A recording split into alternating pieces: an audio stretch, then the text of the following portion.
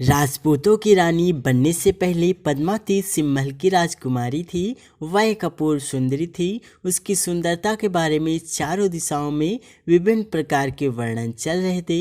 युवरानी पद्मिनी के पास हीरामणि नाम का एक बोलने वाला तोता था। जब समय आया तो सिंहल के राजा ने पद्मिनी को शादी करने का फैसला किया और उसके लिए एक योग्य वर चुनने के लिए स्वयंवर की व्यवस्था की। रानी पद्मावती की बात करने वाला तोता हीरामणि से चित्तौड़ के राजा रतन सिंह को राजकुमारी पद्मिनी के सुंदरता और स्वयंवर के बारे में पता चला। राजा रतन सिंह ने पद्मिनी की सुंदरता के वर्णन सुनने के बाद खुद को खो दिया और सिंहल को चला गया। उसने स्वयंवर में भाग लिया। उसने बहुत संघर्ष किया और उसमें राजकुमारी पद्मिनी को जीता। स्वयंवर में उसे जीतने के बाद उसने उससे शादी की। राजा रतन सिंह से विवाह करने के बाद पद्मिनी रानी पद्मावती के रूप में चित्तौड़ पहुंची। वहां सभी लोग उसकी सुंदरता से आश्चर्यचकित हो गए। राजा रतन सिंह ने रानी पद्मावती की सेवा के लिए कार्यकर्ताओं की एक विशेष टीम नियुक्त की। वह बिना किसी कमी के उसकी देखभाल करने लगा। रानी पद्मावती और राजा रतन सिंह का वैवाहिक जीवन सुखमय था। एक दिन राजा रतन सिंह राघव चैतन्य नाम के एक राजा पुरोहित को राजद्रोह के आरोप में देशांतरण किया। फिर राघव चैतन्य ने राजा रतन सिंह पर बदला लेने के लिए दिल्ली के सुल्तान अलाउद्दीन खिलजी से हाथ मिलाया। अलाउद्दीन खिलजी को रानी पद्मावती की सुंदरता का कई तरह से वर्णन करके उसके मन में हवस को जगाया। महारानी पद्मावती पर मोहित होकर अलाउद्दीन खिलजी उसे देखने के लिए चित्तौड़ को आ गया।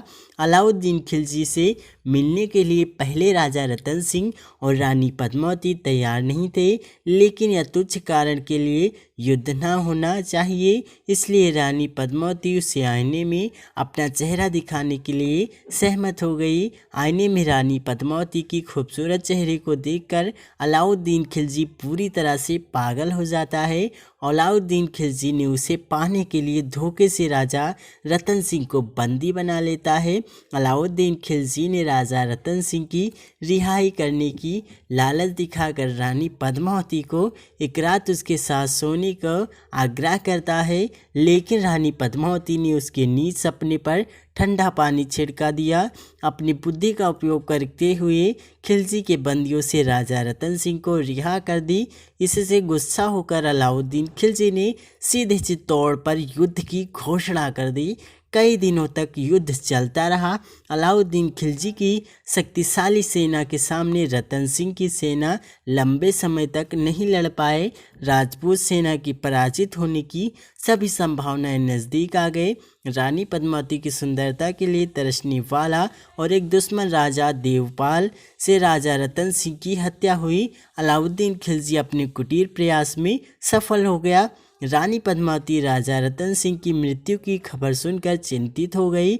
रानी पद्मावती नीच खिलजी को अपने मन बदन सौंपना नहीं चाहती थी। रानी पद्मावती इस नतीजे पर पहुंची कि उसके हाथों में फंसकर तड़प के मरने से अच्छा है खुशी से मरना बेहतर होगा, इसलिए वो जौहर करने की फैसला ली। जौहर की प्रथा के अनुसार अलाउद्दीन खिलजी के आगमन से पहले ही रानी पद्मावती ने एक विशाल अग्निकुंड में कूदकर अपने प्राण त्याग दिए। युद्ध में अपनी पतियों की जान गंवाने वाली हजारों राजपूत महिलाओं ने रानी पद्मावती के साथ अपना प्राण त्याग दिए। रानी पद्मावती की मृत्यु के बाद अंदर आने से अलाउद्दीन खिलजी को बहुत निराशा हुई। अलाउद्दीन खिलजी युद्ध में जीतने के बावजूद भी रानी पद्मावती को पाने में बुरी तरह से हार गया।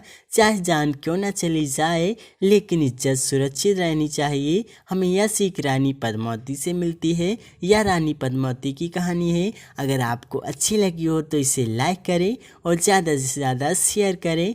वीडियो देखने के लिए धन्यवाद।